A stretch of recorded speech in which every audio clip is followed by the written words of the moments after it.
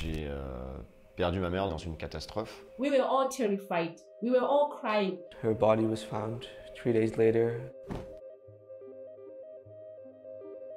So on the 14th of March 2019, I went to school. The headmaster told each and every student to go back home because a cyclone was coming. In the summer of 2021, I decided to go to a camp in the Ardennes in Belgium, and I met an amazing girl there, Rosa. We would talk all day about how we were going to change the world together. Les violences intempéries qui se sont abattues la journée du 2 octobre 2020.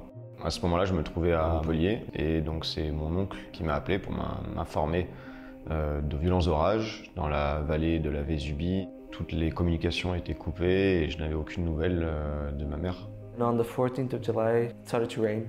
At the end of the afternoon, me, Rosa, and some other friends, we saw that the river, the stream was getting wilder and wilder, and we had to leave because the building was going to flood.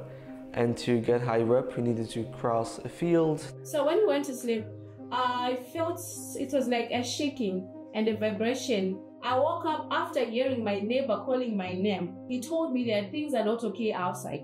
People are dying, and the cyclone Idai had already killed more than hundreds of people. Il y avait aussi des éboulements en bas de la vallée et en haut, donc on ne pouvait plus accéder au village par des véhicules motorisés. Et donc le seul moyen d'y accéder, c'était d'y aller à pied d'un village plus bas. Donc nous sommes arrivés sur le terrain de ma mère pour essayer de savoir si la maison était encore debout et si ma mère était vivante ou non. Et lorsque nous sommes arrivés sur son terrain, il n'y avait plus aucune maison, plus aucune fondation et la rivière passait à la place de la maison. Et elle se trouvait dans la maison à ce moment-là. So me, Rosa, and some other friends went outside to the field, but suddenly the field flooded and we couldn't see where we were standing anymore. And I don't really know how it happened, but suddenly I saw Rosa being taken by the water. I jumped into the water, got to Rosa, and I was holding her with one arm. But then even a bigger wave came and she slipped out of my hands. And her body was found 3 days later, 7 kilometers further down the big river. We were all terrified, asking ourselves, are we going to survive this? If we survive, what are we going to do next? What about our friends? What about our neighbors? What about people who have lost their loved ones? The beautiful land of Chimanimani had been turned into a pool of dead bodies. Everything was destroyed beyond repair. 4 days after the accident, someone just mentioned climate change. Then I really realized that that was it. This was caused by the climate crisis.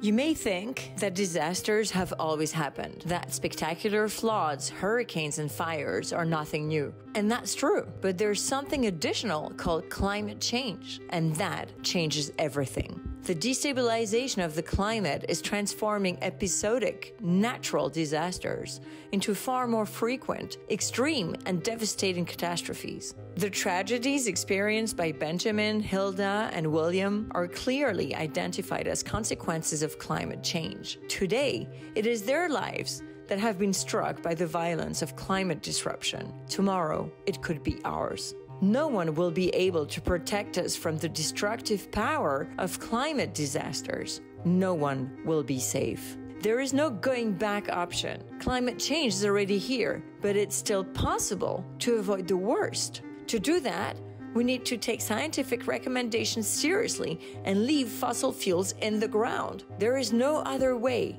Since 2021, the International Energy Agency has been demanding one clear thing: that no fossil fuel projects be launched. This is the only way to keep global warming below 1.5 degrees Celsius. But this is not the choice TotalEnergies made. TotalEnergies is stubbornly sticking to its recipe for disaster, opening up new oil and gas production sites everywhere.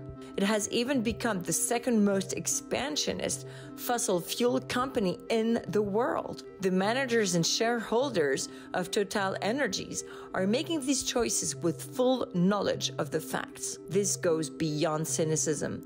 This is criminal. Climate change is killing people. Letting the speculators of climate chaos keep on going would be irresponsible of us. That's why today, 8 plaintiffs and 3 NGOs, Bloom, Nuestro Futuro, and Alliance Santé Planétaire, are taking TotalEnergies to criminal court.